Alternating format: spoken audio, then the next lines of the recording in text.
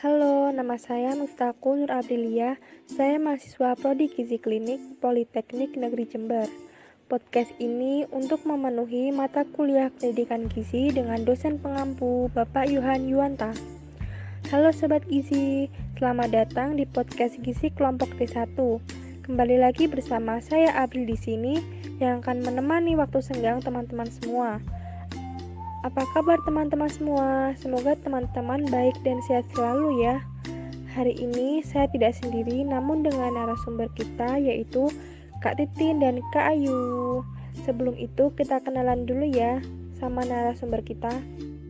Halo, perkenalkan saya Titin Iftita, mahasiswi Prodi Gizi Klinik Politeknik Negeri Jember. Halo teman-teman, perkenalkan saya Ratna Ayu yang merupakan mahasiswa Prodi Gizi Klinik Politeknik Negeri Jember. Baik, Kak Titin dan Kak Ayu gimana nih kabarnya? Alhamdulillah baik, Kak April. Baik, Kak April. Alhamdulillah kita masih diberi kesehatan selalu. Terima kasih kepada Kak Titin dan Kak Ayu yang sudah menyempatkan diri untuk mengisi podcast hari ini. Baik, teman-teman pasti bertanya-tanya, apa sih topik kita hari ini? Jadi, hari ini kita akan membahas tentang masalah gizi pada ibu hamil, yaitu kekurangan energi kronis, yang biasa disebut dengan KEK. Kekurangan energi kronis adalah keadaan di mana remaja putri atau wanita mengalami kekurangan gizi, yaitu kekurangan gizi kalori dan protein yang berlangsung secara lama atau menahun. Kondisi kurang energi kronis yang dialami oleh ibu hamil dapat berdampak pada masa depan anak.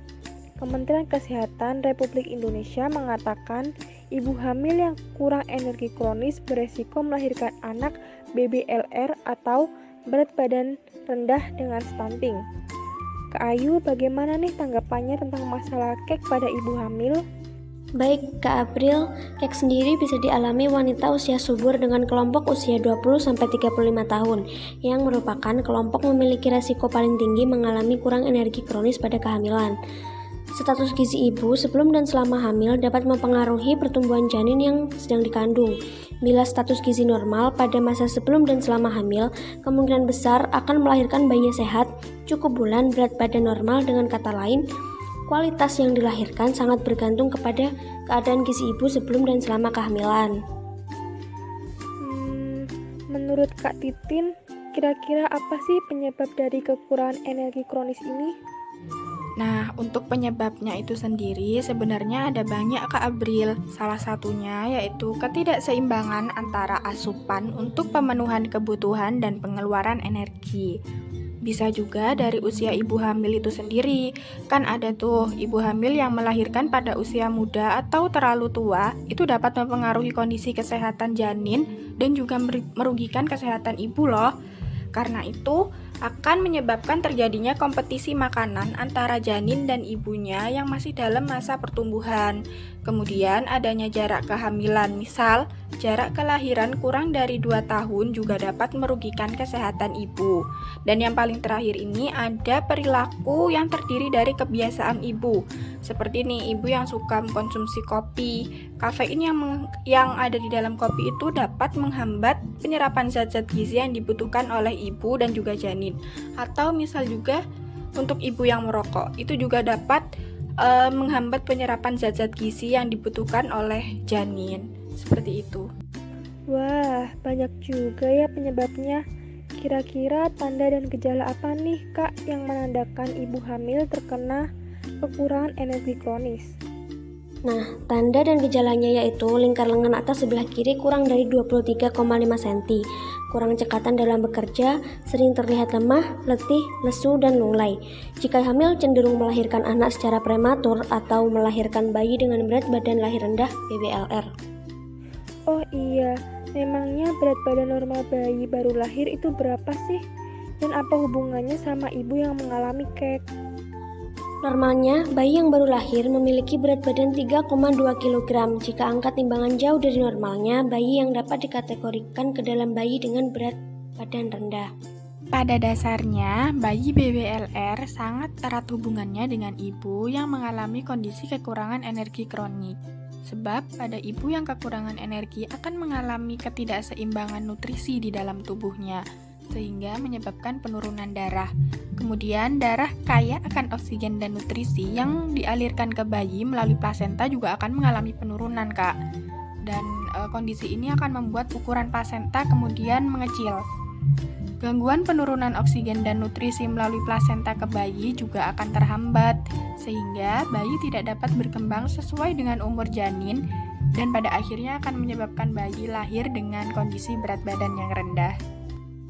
Berhubungan banget ya Kak, bayi BBLR dengan ibu kek.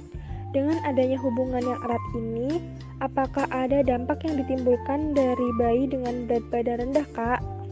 Pasti ada banyak dampak yang ditimbulkan dari bayi BBLR, contohnya seperti kadar oksigen bayi lahir rendah, gangguan perkembangan paru-paru, gangguan pernafasan, kadar gula darah rendah, adanya gangguan pada ususnya, dan banyak lagi, Kak. Terkait dengan beberapa kasus yang selama ini sudah saya temui, itu untuk beberapa bayi yang mengalami kondisi lahir dengan berat badan rendah, juga nantinya akan mengalami keterlambatan tumbuh kembang. Kemudian juga terjadi kebutaan, tuli, dan bahkan ada yang mengalami cacat pada otak. Kemudian pada saat dewasa nanti, kebanyakan bayi BBLR ini lebih beresiko untuk menderita diabetes dan juga penyakit jantung. Wah, cukup menakutkan ya Kak efeknya yang ditimbulkan. Untuk menghindari ibu mengalami kek, pencegahan apa sih yang tepat untuk menghindari kondisi kek ini? Ibu hamil dapat melakukan pemeriksaan secara rutin terhadap kandungannya, memberi penyuluhan tentang makanan bergizi, memberi makanan tambahan atau PMT pada ibu kek, program pemberdayaan ekonomi, dan masih banyak lagi Kak upaya yang dapat dilakukan untuk mencegah kek. Untuk yang terakhir nih Kak, apakah ada saran atau pesan kepada para ibu atau calon ibu di luar sana untuk mencegah penambahan jumlah ibu hamil yang mengalami kek? Baik, menurut saya ini poin pentingnya ya. Untuk pesan yang dapat saya sampaikan kepada para wanita di luar sana yang sedang mendengarkan podcast ini, dari saya pribadi, marilah kita untuk menjaga kesehatan kita sedari dini dalam mencukupi kebutuhan nutrisi yang dibutuhkan oleh tubuh. Sebab pada wanita usia subur juga dapat beresiko terhadap kondisi kekurangan energi kronik loh. Dan untuk para ibu hamil di luaran sana, seringlah untuk memeriksakan kehamilan Anda sehingga dapat meminimalisir terjadinya kondisi kekurangan energi kronik pada ibu hamil yang beresiko melahirkan bayi dengan kondisi berat badan rendah, seperti itu. Nih, untuk para ibu-ibu atau calon ibu muda, ada saran yang bagus nih dari Kak Titin untuk kalian terapkan dalam mengurangi resiko kek. Kek tidak hanya berdampak pada ibu hamil, tetapi juga akan berdampak pada bayi yang akan dilahirkan. Tentunya itu bukan harapan dan keinginan kita untuk mengalami kek dan memiliki bayi BBLR, bukan? Nah, maka dari itu, kalian harus menjaga kebutuhan nutrisi tubuh kalian ya, untuk menghindari resiko yang tidak diinginkan. Terima kasih kepada Kak Titin dan Kak Ayu yang mau menyempatkan diri untuk berbagi informasi mengenai kek yang terjadi pada ibu hamil dan beberapa pencegahan yang dapat dilakukan di podcast kali ini. Saya ucapkan terima kasih pula kepada Sobat Gizi yang telah mendengarkan podcast kali ini. Jika ada salah kata, saya mohon maaf. See you next time Sobat Gizi semua. Bye.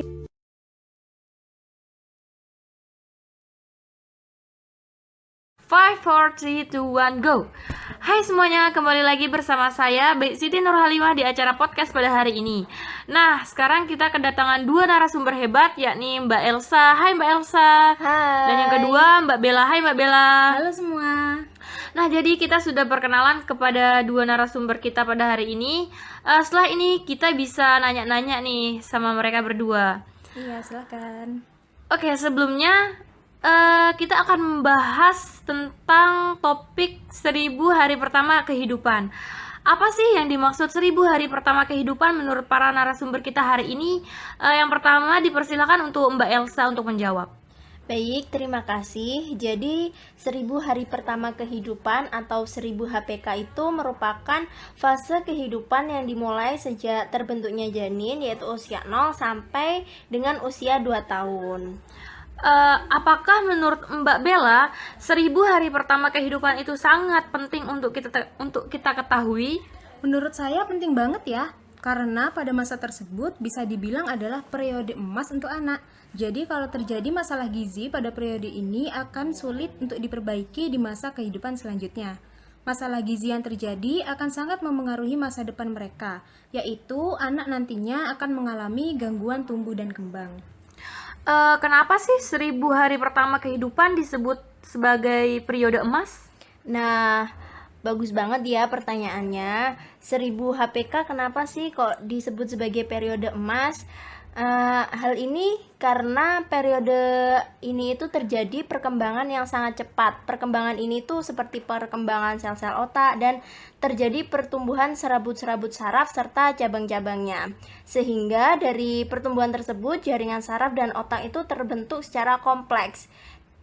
Terus perkembangan otak ini tuh hampir sempurna, yaitu mencapai 80%, sehingga akan menentukan kualitas manusia di masa mendatang.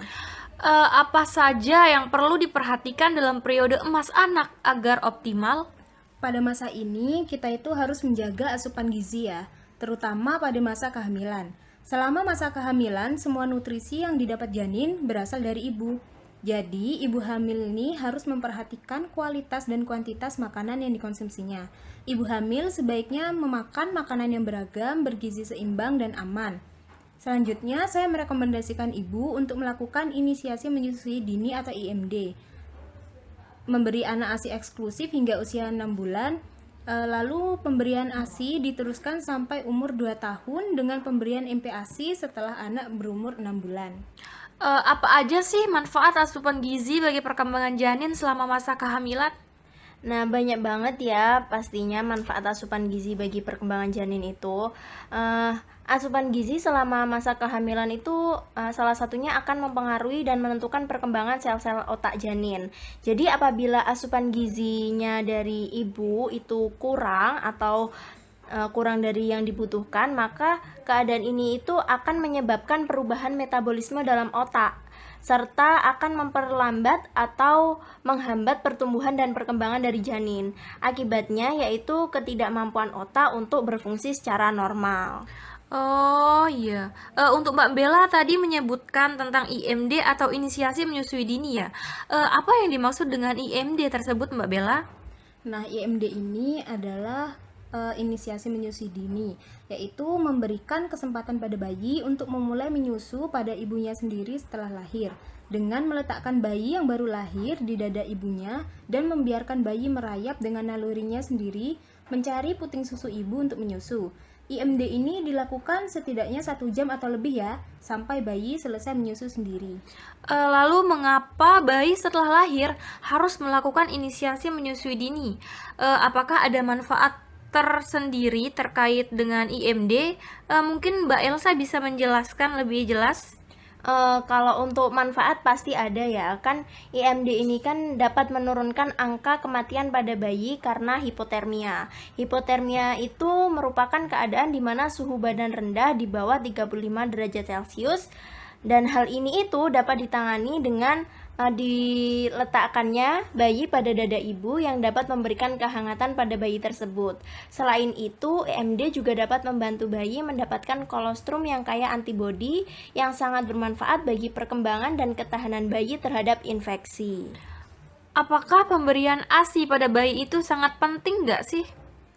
Wah, bagus banget nih pertanyaannya. Ya jelas penting banget ya, karena ASI kan mengandung protein, karbohidrat, lemak, vitamin, dan mineral yang paling sesuai dibanding dengan susu formula atau susu-susu lainnya. Bayi yang mendapatkan ASI dapat mengalami pertumbuhan dan perkembangan yang lebih sesuai. Misalnya saja pada kenaikan berat badan. Lalu rekomendasi saya selama 6 bulan bayi diberikan ASI eksklusif. Lalu ketika umur 6 sampai 24 bulan, ASI tetap diberikan dan juga ditambah dengan MPASI. Oh begitu. Apa yang dimaksud dengan MPASI tersebut dan apa sih tujuan pemberian MPASI itu? Jadi MPASI itu merupakan makanan pendamping ASI, makanan bayi yang menyertai pemberian ASI setelah bayi berusia 6 bulan. Kan karena ASI tidak lagi dapat memenuhi kebutuhan gizi bayi setelah 6 bulan, maka diberikan MPASI tersebut. Nah, dalam MPASI ini harus mengandung zat gizi yang diberikan pada bayi selama periode penyapihan, yaitu pada saat makan dan minuman. Nah, hal ini itu juga dapat memberikan ASI juga. Selain itu, tujuan dari MPASI itu untuk melengkapi zat gizi ASI yang sudah mulai berkurang. Oh iya, hal apa aja sih yang harus diperhatikan dalam pemberian MPASI tersebut? Wah, banyak banget nih hal yang harus diperhatikan. Seperti pemberian protein nabati dan hewani yang sudah bisa dikenalkan sejak usia 6 bulan. Telur, daging, dan ikan harus diberikan dalam keadaan benar-benar matang. Saya sarankan ibu untuk memisahkan talenan untuk memotong bahan mentah dan bahan matang. Juga perlu menghindari memberi makanan dengan kadar lemak yang tinggi. Saya juga menyarankan pada ibu untuk menghindari pemberian jus buah pada anak di bawah usia 12 bulan. Baik. Tadi kan kita sudah bahas banyak nih tentang 1000 hari pertama kehidupan. Sekarang kita bahas tentang masalah gizi. Nah, apa yang terjadi jika ibu mengalami gizi kurang? Pastinya banyak banget ya masalah yang akan terjadi ketika ibu mengalami gizi kurang. Secara umumnya yaitu ketika ibu mengalami kondisi gizi kurang pada saat masa kehamilan itu akan menghambat pertumbuhan dan perkembangan janinnya, serta memungkinkan untuk melahirkan bayi dengan berat badan rendah. Lalu, status gizi wanita usia subur dapat mempengaruhi kondisi saat hamil dan status gizi anak. Apa saja yang dipengaruhi? Jadi gini ya, wanita usia subur yang mengalami masalah kurang gizi cenderung akan mengalami banyak masalah pada saat kehamilan. Lalu juga wanita tersebut akan kemungkinan tinggi melahirkan bayi dengan berat badan lahir rendah. Nah, bayi dengan berat lahir rendah tersebut nantinya akan mengalami masalah dalam pertumbuhan dan perkembangan. Nah, kita udah dapat banyak penjelasan nih dari dua narasumber kita hari ini. Sekarang saya akan memberikan sedikit contoh masalah gizi pada bayi seperti stunting, BBLR, overweight. Nah, apa sih itu masalah BBLR? Nah, sudah dapat dijelaskan tadi ya, BBLR itu merupakan berat badan lahir rendah. Hal ini itu juga dapat dikemukakan yaitu keadaan di mana bayi baru lahir yang saat dilahirkan itu memiliki berat badan senilai kurang dari 2.500 gram tanpa menilai masa gestasi. Jadi BBLR ini itu tidak hanya terjadi pada bayi prematur saja, tapi juga bisa terjadi pada bayi yang cukup bulan. Hal ini akan mengalami proses hambatan dalam pertumbuhan pada masa kehamilannya. Nah, sekarang saya mau tanya nih, bagaimana sih pencegahan agar tidak terkena masalah gizi pada masa kehamilan? Untuk pencegahannya sendiri ini saat masa kehamilan itu ibu bisa makan makanan yang seimbang, menjaga kesehatan mental, dan juga melakukan pemeriksaan kesehatan ibu dan janin secara berkala. Oh, oke. Tadi kan kita sudah bahas banyak nih tentang pencegahan pada ibu hamil nih. Lalu bagaimana sih pencegahan selama masa postnatal itu? Seperti yang kita ketahui, masa postnatal itu kan masa setelah melahirkan atau setelah dilahirkan bayinya. Nah, hal ini tuh dapat dicegah dengan pemeriksaan rutin. Contohnya pemeriksaan rutin itu yaitu ketika bayi dibawa ke posyandu, itu kan akan mengalami proses penimbangan, pengukuran berat badan, dan lain-lain. Selain itu juga orang tua harus mengajarkan stimulasi pada anak. Wow, udah banyak sekali nih kita dapat informasi, penjelasan, ilmu dari kedua narasumber hebat kita pada hari ini ya. Mungkin cukup saja untuk pertanyaan kali ini, kita lanjutkan di lain waktu. Kepada kedua narasumber yang sangat hebat, saya ucapkan terima kasih dan see you di next podcast aku.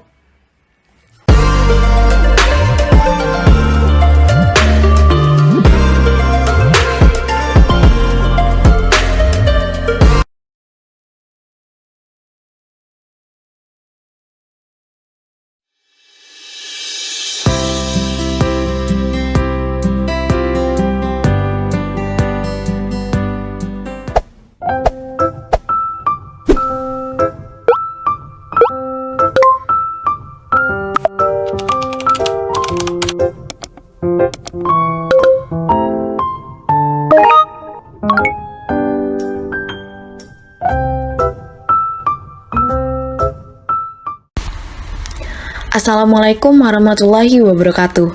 Halo semuanya, perkenalkan aku Monika Syahwadavina, mahasiswi Gizi Politeknik Negeri Jember, yang akan membantu podcast pada kesempatan kali ini. Jadi, topik yang akan dibahas adalah malnutrisi pada lansia.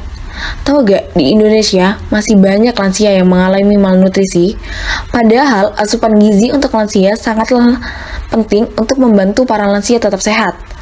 Para ahli pun menyatakan bahwa seiring bertambahnya usia, terjadi penurunan fungsi tubuh dan perubahan metabolisme yang dapat membuat para lansia lebih rentan terhadap penyakit dan kehilangan massa otot. So, hari ini kita akan mengupas tuntas tentang malnutrisi pada lansia. Jadi, apa sih itu malnutrisi pada lansia? Apa penyebabnya? Dan masih banyak lagi pertanyaan-pertanyaan yang akan dijawab nantinya. Saat ini saya sedang bersama seorang ahli gizi dari Rumah Sakit Umum Harapan. Baik, kita sapa bersama-sama sobat podcast kali ini. Halo, selamat datang di podcast kita dengan Ibu ahli gizi yang dapat memperkenalkan namanya. Dengan saya, Kak Putri Melur. Bagaimana kabar Ibu? Alhamdulillah baik. Sebaliknya, bagaimana kabar Kakak? Alhamdulillah baik juga. Oke, di sini kita akan berbincang mengenai malnutrisi pada lansia. Sebelum membahas yang lebih detail, mungkin pendengar ingin tahu dulu pengertian malnutrisi. Jadi, Ibu, apa sih malnutrisi itu? Malnutrisi adalah ketidakseimbangan antara suplai nutrisi dan kebutuhan energi tubuh untuk mendukung pertumbuhan, pemeliharaan, dan kerja fungsi spesifik tubuh yang sehat.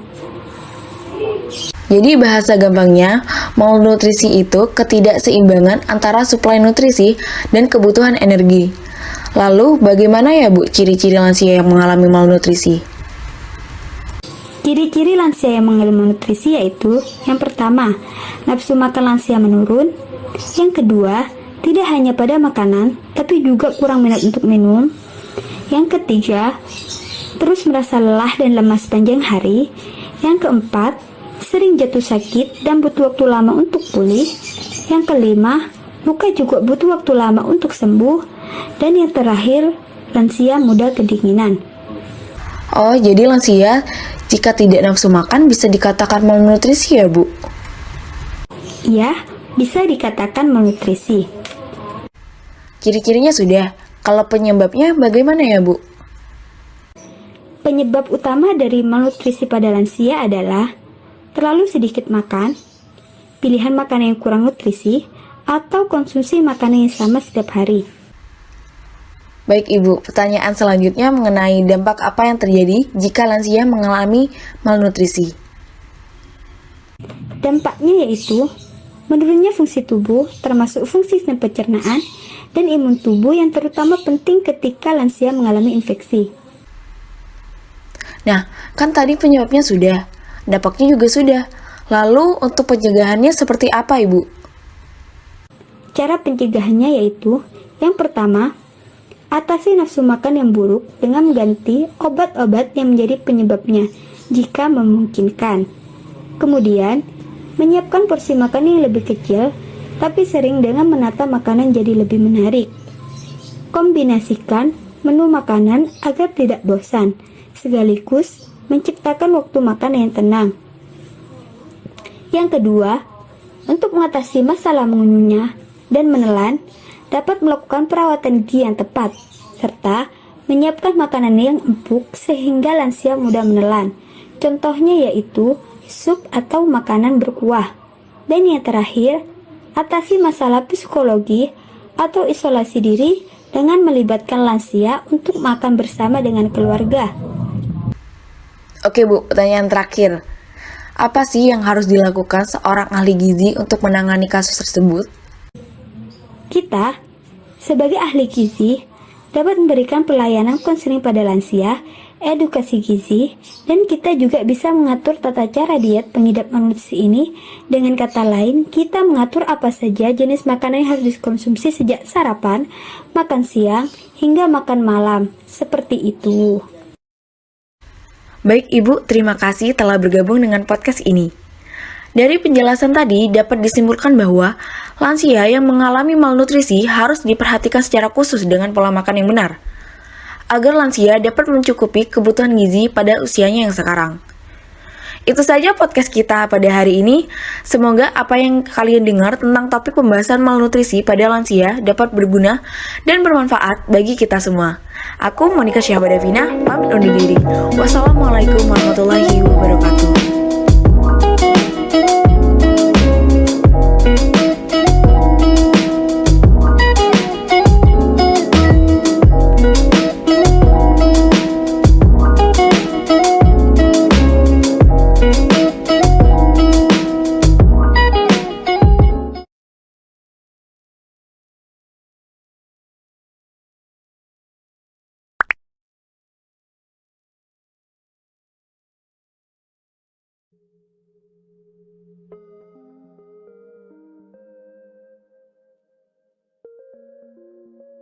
Assalamualaikum warahmatullahi wabarakatuh.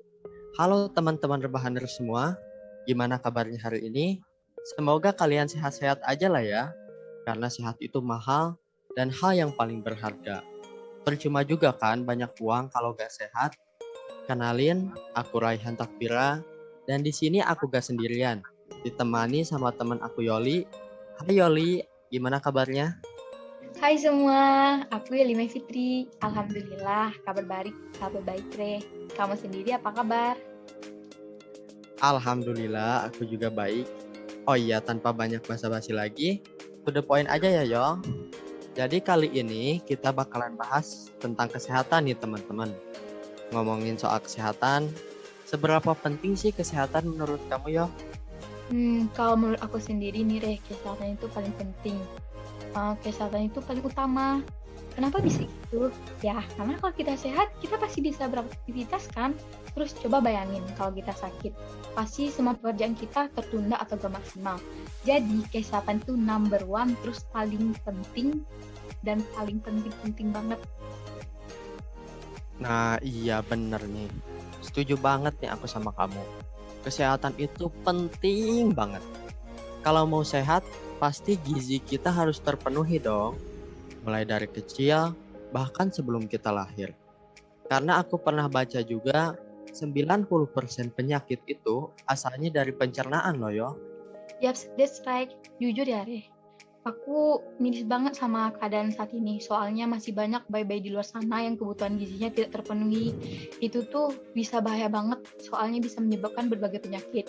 Contohnya, salah satu penyakitnya kekurangan vitamin A. Kamu tahu tentang kekurangan vitamin A, Re? Nah, berhubung kita lagi ngomongin tentang kesehatan, dan kamu juga udah sedikit menyinggung mengenai kekurangan vitamin A. Jadi, teman-teman, di podcast kita kali ini, kita akan membahas mengenai KVA. Sebelum lebih dalam, mungkin teman-teman pendengar itu agak bertanya-tanya, apa sih KVA itu? Jadi, aku jelasin sedikit, KVA itu singkatan dari kekurangan vitamin A, yaitu kondisi tubuh ketika tidak mendapatkan asupan vitamin A yang cukup dari makanan. Apa yang terjadi kalau dibiarin? Nah, kalau dibiarin, kondisi ini dapat memicu masalah penglihatan dan tubuh lebih rentan terhadap penyakit. Nah, bener Re. Aku juga menambah ini, boleh nggak? Boleh banget dong, silahkan Yoli. Oke Re. Jadi, ada beberapa hal yang dapat menyebabkan kekurangan vitamin A, yaitu kurangnya asupan sumber vitamin A dari makanan atau suplemen. Hal ini dikarenakan tubuh tidak bisa menghasilkan vitamin yang disebut retinol. Jadi, kita membutuhkan vitamin A dari makanan atau suplemen. Selain itu, menu makan yang tidak seimbang, gangguan penyerapan vitamin A, dan adanya kerusakan hati juga dapat menyebabkan kekurangan vitamin A. Bener banget sih apa yang kamu bilang. Oh iya, selain penyebab-penyebab yang udah kamu sebutin tadi, bayi yang tidak diberi ASI eksklusif juga dapat menyebabkan kekurangan vitamin A. Karena ASI merupakan sumber vitamin A yang baik. Kurangnya pengetahuan orang tua dan kemiskinan juga menjadi salah satu faktor penyebab kekurangan vitamin A. Ketika orang tua tidak tahu mengenai hal-hal seperti makanan yang mengandung vitamin A, bahayanya kekurangan vitamin A, dan lain-lain, itu akan berakibat pada kondisi bayi. Untuk kemiskinan di sini, sebenarnya berhubungan sama apa yang kamu sebutin tadi yo, mengenai kebutuhan makanan. Jadi, salah satu akibat kemiskinan yaitu tidak mampu untuk memenuhi kebutuhan pangan dalam jumlah dan kualitas yang baik. Nah, jadi teman-teman, semua itu penyebab dari kekurangan vitamin A. Untuk akibatnya sendiri, ada apa aja sih, Reh? Setauku sih cuma gangguan penglihatan sama kulit kering, atau ada yang lain lagi? Ya benar, itu salah satunya. Jadi, akibatnya jika kekurangan vitamin A itu ada gangguan penglihatan, kulit kering, daya tahan tubuh menurun, masalah kesuburan, dan untuk ibu-ibu yang sedang hamil itu dapat mengganggu perkembangan janinnya. Satu lagi nih Reh yang gak kalah penting, yang harus kita ketahui sama orang-orang di luar sana yang wajib diketahui. Jadi, kelompok yang paling rentan kekurangan vitamin A itu ada balita, anak-anak usia prasekolah, dan wanita hamil. Jadi nih, buat orang tua yang anaknya ada di kategori barusan aku sebut, harus lebih memperhatikan buah hatinya ya, jangan sampai si anak mengalami kekurangan vitamin A. Terus nih, buat ibu hamil di luar sana, jangan sampai kekurangan vitamin A ya, jaga kesehatannya. Oh gitu ya. Wah, makasih banget nih yo. Aku jadi lebih tahu tentang kelompok apa aja yang rentan kekurangan vitamin A. Aku jadi kepikiran nih. Kira-kira kebutuhan vitamin A di tubuhku itu sudah terpenuhi belum ya? Nah, buat ngecek kebutuhan vitamin A di dalam tubuh kamu udah terpenuhi apa enggaknya, bisa dilihat dari gejalanya, Reh. Gejalanya contohnya kulit kering, terus gangguan penglihatan atau rabun senja. Kalau seandainya di antaranya kamu ngalamin, bisa jadi kamu kekurangan vitamin A, Reh. Tenang, Reh, aku ada tips nih, cara untuk mencegah kekurangan vitamin A. Yang pertama, bisa dilakukan dengan mengkonsumsi suplemen vitamin A secara rutin 2 kali dalam setahun. Pemerintah sendiri sudah mengalokasikan dana untuk program yang satu ini. Jadi, kita semua sama anak-anak Indonesia di luar sana akan mendapatkan suplemen vitamin A pada bulan Februari dan Agustus melalui posyandu. Ingat ya, Rey. Tapi jangan cuma ngandelin suplemen dari pemerintah aja. Kita juga harus mengkonsumsi makanan yang banyak mengandung vitamin A seperti sayur-sayuran, buah-buahan, dan sumber hewani. Tapi kan yo, kalau sumber hewani itu mahal. Kasihan dong buat mereka yang perekonomiannya menengah ke bawah. Tenang aja, Ri. Aku kasih rekomendasi nih, bahan makanan yang tinggi vitamin A dengan harga yang murah dan terjangkau. Bahkan bisa kita tanam sendiri di rumah. Contohnya yang pertama ada ubi. Satu buah ubi sendiri mengandung 18.443 IU vitamin A. Ada juga bayam. Buat bayam, satu cangkir bayam mentah mengandung 2.813 IU. Dan yang terakhir ada mangga. Satu cangkir potongan mangga mengandung 1.784 IU. Gimana kalau kita tanam sendiri aja di rumah biar gak perlu repot-repot belikan. Insya Allah kalau seandainya rajin mengkonsumsinya, kebutuhan vitamin A kita bisa terpenuhi. Iya ya, ternyata sehat itu gak harus mahal, tapi kesehatan sendiri itu mahal harganya. Ya tau lah ya maksudku. Bentar. Kayaknya udah dulu deh, yo, bincang-bincang kita kali ini. Durasinya gak cukup, padahal lagi asik-asik. Next time, sabi lah ya dilanjut dengan pembahasan yang lebih menarik. Itu pun. Iya nih, Rey. Waktunya kurang banget, tapi nggak apa-apa, masih ada di lain waktu lagi. Iya yo, itu pun kalau episode selanjutnya ada dari podcast ini. Makasih ya yo buat nyempetin waktunya hadir.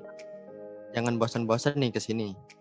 Gak bakalan bosen deh, apalagi bahas masalah kesehatan bareng kamu, biar masyarakat di luar sana lebih tahu kan tentang masalah kesehatan.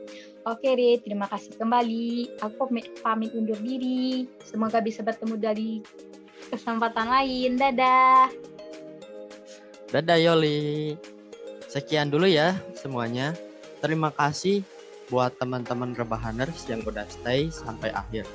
Semoga bisa menambah wawasan kalian dan jangan lupa dipraktekkan ya. Aku Raihan Takfira undur diri dan mohon maaf apabila ada salah kata. Kalau ada informasi yang salah, jangan lupa tinggalin jejak ya karena kita sama-sama belajar kok. Wassalamualaikum warahmatullahi wabarakatuh.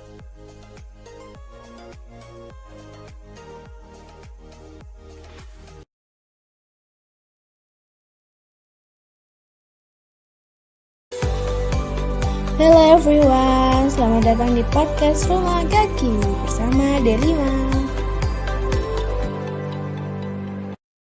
Assalamualaikum warahmatullahi wabarakatuh. Hello everyone, selamat datang di podcast D5 bersama saya Riyadi Febriani dan rekan saya Diva Aprilia. selaku podcaster. Kali ini kita akan membahas tentang salah satu permasalahan gizi yang ada di Indonesia, yaitu GAKI. Kayak pernah denger deh, apa sih GAKI itu? GAKI itu atau biasa disebut dengan gangguan akibat kurangnya yodium. Itu sekumpulan gejala yang timbul karena tubuh seseorang kekurangan unsur yodium secara terus-menerus dalam jangka waktu yang cukup lama. Nah, selain itu, GAKI juga dapat disebut sebagai rangkaian efek kekurangan yodium pada tumbuh kembang manusia loh. Oh gitu ya, ada nggak sih penyebab dari GAKI itu? Pastinya ada dong, Div. Penyebab dari GAKI sendiri itu kurangnya asupan yodium atau bisa disebut defisiensi yodium, baik dari makanan dan juga minuman.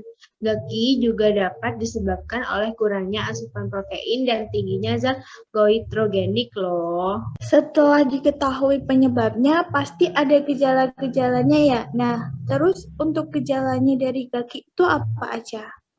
Nah, tentunya ada, karena gejala ini digunakan untuk mendiagnosis seseorang yang terkena GAKI. Nah, biasanya itu ada 5 gejala. Yang pertama itu gondongan, yang kedua itu gangguan kehamilan, yang ketiga itu perubahan denyut jantung, yang keempat itu gejala mudah kelelahan, dan yang terakhir gejala rambut rontok.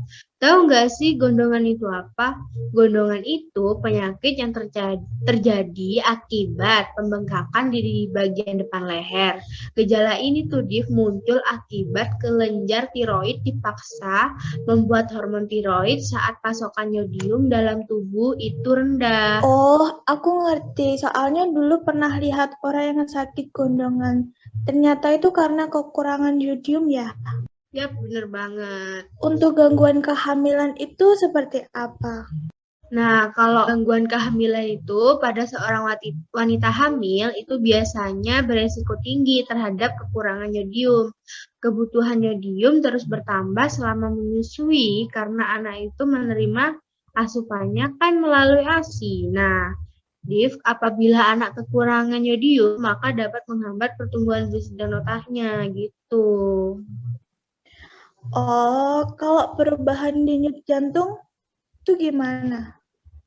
Kalau perubahan denyut jantung itu, kita kalau kebanyakan yodium yang mengkonsumsi yodium yang sedikit dapat menyebabkan jantung berdetak lebih lambat. Nah, kebalikannya, kalau misalnya kita kebanyakan mengkonsumsi yodium yang banyak menyebabkan jantung berdetak lebih cepat. Nah, maka dari itu penting banget nih Diva.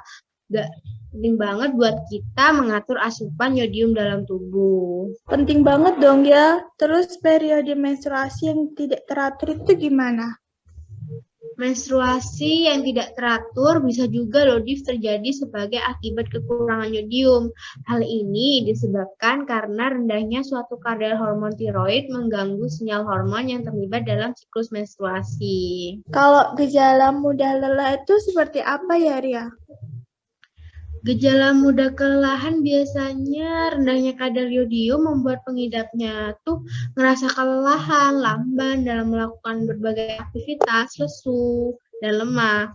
Kondisi ini tuh disebabkan karena tubuh membutuhkan mineral yodium untuk menghasilkan energi, tapi tidak bisa terpenuhi gitu. Oh gitu ya. Terakhir tuh yang rambut rontok gimana kok bisa rambut rontok? Kalau buat rambut rontok, ada hormon tiroid yang juga membantu mengendalikan pertumbuhan folikel rambut loh, Div. Ketika kadar hormon tiroid rendah, folikel rambut mungkin berhenti meregenerasi. Nah, hal ini yang menyebabkan rambut rontok. Sekarang yang tadi udah aku sebutin sama jelasin tadi itu dapat digunakan sebagai diagnosis GAKI ya, Div. Bagaimana, Div? Udah tahu kan penyebab GAKI dan gejalanya? Wah, pastinya udah tahu. Ternyata gejala-gejala GAKI bisa diamati secara klinis ya. Nah, iya dong, bener banget. Gejala gaki ini bisa diamati secara klinis. Nah, pastinya untuk pencegahan dari akibat gaki itu ada ya. Itu gimana? Kalau penanganan yang efektif dan efisien terhadap masalah gaki itu pasti ada. Biasanya melalui peningkatan konsumsi garam beriodium keluarga, ini sesuai dengan standar nasional Indonesia ya, Div, 30 sampai 80 ppm, dan pengendalian peredaran garam beriodium. Berarti ini lebih mengarah kepada bagaimana tingkat konsumsi dari garam yang berzodium bagi tiap individuannya ya. Benar. Misalnya nih, jika seseorang menderita penyakit gaki, gimana sih cara mengobatinya? Nah, untuk seseorang yang menderita gangguan akibat kekurangan yodium atau gaki, itu akan mendapatkan beberapa pilihan pengobatan. Ada 3 pengobatan, yaitu obat-obatan, operasi, yang ketiga itu menggunakan yodium radioaktif. Kalau obat-obatan, obat apa yang digunakan? Kalau obat yang digunakan adalah obat levotiroxin untuk mengatasi gejala akibat hipotiroid dan memperlambat kerja hormon untuk mengecilkan ukuran gondok. Biasanya dokter itu bakal memberikan aspirin dan kortikosteroid untuk mengatasi peradangannya. Kalau operasinya gimana? Kalau untuk operasi, biasanya dokter itu merekomendasikan operasi untuk mengangkat seluruh atau sebagian kelenjar tiroid.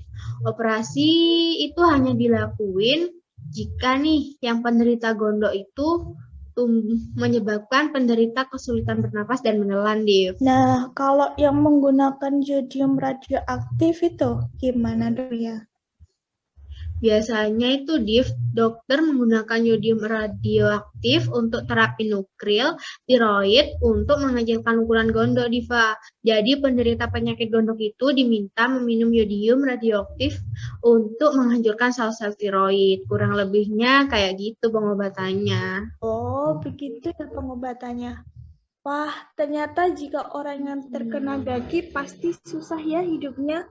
Udah nggak sehat, pasti susah buat aktivitas yang produktif, sama ngeluarin banyak uang untuk pengobatan.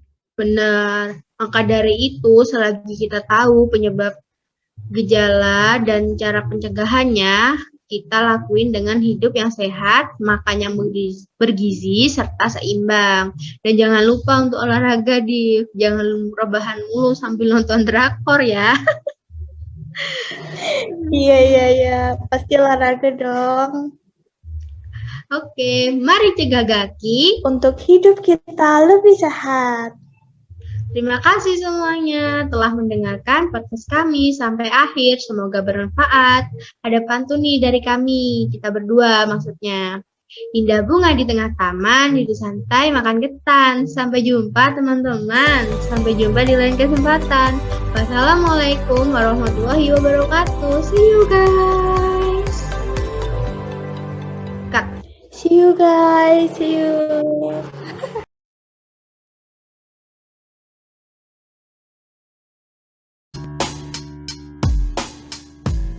Assalamualaikum warahmatullahi wabarakatuh. Hai semua para pendengar setia. Balik lagi nih di podcast kesayangan kamu, BBG, Bincang-Bincang Gizi. Tentunya masih bersama aku, Lintang Ayu, dan rekan aku, Ayu Ivani. Hai guys, gimana nih kabarnya hari ini? Semoga kita semua selalu sehat ya. Jangan lupa juga buat selalu mematuhi protokol kesehatan, karena virus corona masih menghantui kita sampai sekarang. Sekaligus aku mau ngingetin nih buat kalian yang belum vaksin, jangan lupa vaksin ya. Yap, bener banget nih teman-teman. Jangan sampai gak divaksin ya, karena itu penting dan pastinya sudah aman. Ngomong-ngomong nih, topik kita hari ini gak kalah menarik loh dari topik-topik sebelumnya, dan tentunya masih dengan tema kesehatan. Jadi, jangan lupa didengarkan ya. Stay tune! Jadi, untuk beberapa menit ke depan, kita akan berbincang-bincang seputar anemia pada remaja. Pastinya, istilah itu sudah nggak asing lagi kan, utamanya bagi yang cewek-cewek nih. Bener banget tuh, Van. Selain itu, pada hari ini spesial banget karena kita kedatangan narasumber yang pastinya lebih paham tentang seluk-beluk anemia. Bener banget tuh, Lintang. Yuk langsung aja kita sambut Kak Ayu. Oh ya guys, FYI, Kak Ayu ini merupakan salah satu mahasiswa gizi klinik dari Politeknik Negeri Jember loh. Wah, Kak Ayu sudah datang nih. Halo Kak Ayu, gimana kabarnya nih Kak? Sehat? Alhamdulillah, baik Kak. Alhamdulillah.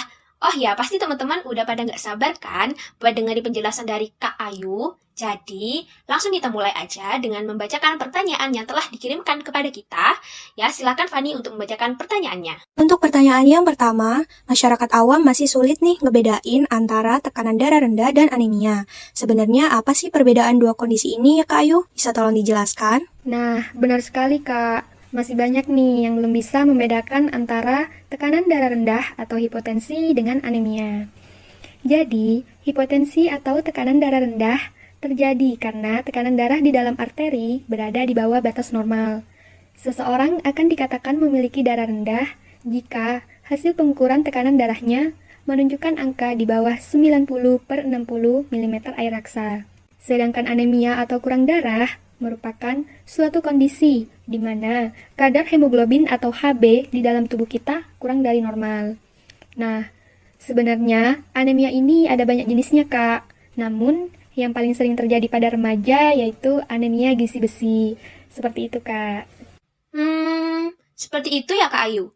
Wah, baru tahu nih, ternyata keduanya merupakan istilah yang berbeda teman-teman. Jangan salah lagi ya. Lalu nih Kak, apakah ada standar tertentu ya mengenai jumlah Hb dalam tubuh kita? Tentu saja ada Kak. Untuk remaja, umumnya usia 6 sampai 18 tahun, kadar Hb normalnya berada di kisaran 12 mg per desiliter. Sederhananya, remaja putri akan mengalami anemia jika kadar Hb-nya kurang dari 12 mg per desiliter. Sementara pada remaja putra, kadar Hb-nya kurang dari 13 mg per desiliter. Lalu, kenapa ya Kak di luar sana remaja yang terkena anemia itu lebih sering remaja putri dibandingkan dengan remaja putra? Nah, banyak juga nih yang sering bertanya demikian. Padahal kan batas normal Hb remaja putri lebih rendah daripada remaja putra. Jadi, perlu kita ketahui terlebih dahulu bahwa usia remaja adalah usia dalam masa pertumbuhan, sehingga membutuhkan asupan zat besi yang lebih. Untuk remaja putri sendiri, memiliki resiko 10 kali lebih besar menderita anemia dibandingkan dengan remaja putra. Nah, mengapa demikian? Seperti yang kita ketahui, bahwa remaja putri akan mengalami menstruasi setiap bulannya, sehingga berisiko lebih besar mengalami anemia. Seperti itu, Kak. Selain menstruasi, apakah ada penyebab anemia yang lainnya ya, Kak? Tentu ada, Kak. Anemia bisa disebabkan karena adanya gangguan penyerapan zat besi, penyakit infeksi, adanya kerusakan sel darah merah, terjadi pendarahan yang berlebihan, malaria, cacingan, serta pola hidup yang tidak teratur seperti telat makan dan kurang istirahat.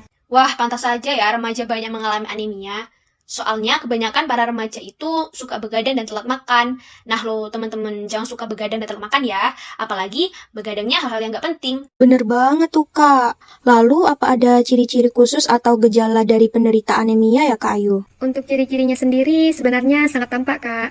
Penderita anemia itu biasanya akan lemah, letih, lesu, lelah, dan lunglai, atau biasa kita sebut dengan 5L. Selain gejala 5L itu, penderita juga akan merasa pusing, mengantuk, sulit berkonsentrasi, dan jantung berdenyut lebih cepat, sehingga sulit untuk bernafas. Kalau dilihat dari ciri-ciri fisiknya, biasanya pada bagian kelopak mata bawah atau konjuktiva akan berwarna pucat.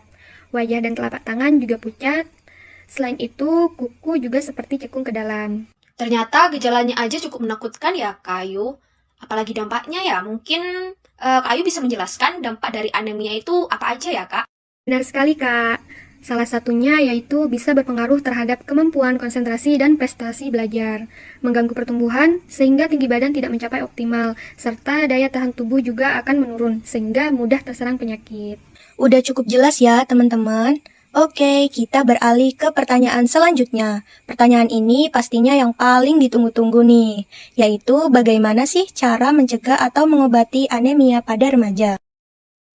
Boleh langsung dijawab ya, Kak Ayu. Pencegahan anemia juga merupakan bagian penting yang harus diperhatikan ya, utamanya bagi remaja putri. Kita bisa mencegah anemia ini dengan mengonsumsi makanan yang banyak mengandung zat besi dan protein. Jika ada yang bertanya, dari mana sih Kak kita bisa mendapatkan asupan zat besi dan protein?